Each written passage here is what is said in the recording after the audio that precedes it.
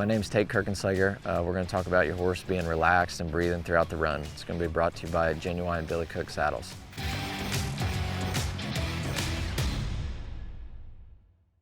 You know, a lot of people, when they're training horses or roping on horses and stuff, I think sometimes they forget, you know, when their horse ain't working and stuff, it can be caused by a lot of things besides what they're telling them to do.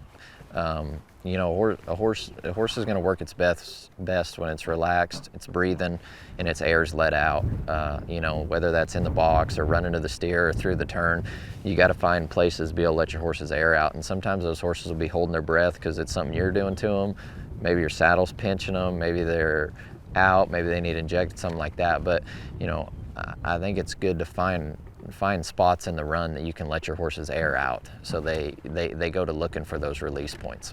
You know, when those horses are standing in the box, I don't want them holding their breath. You know, I want them to be able to breathe. And same thing when they leave the box, I don't want them holding their breath running to the steer. I want them to be able to take a breath as they're going to the steer, whether that's me having to help them by, you know, finding a spot for them to relax to take a breath. But, you know, I don't want to rope the steer dally and them be holding their breath looking for the weight of the steer. You know, a horse needs to be able to breathe throughout the run, just like we need to be able to breathe throughout the run.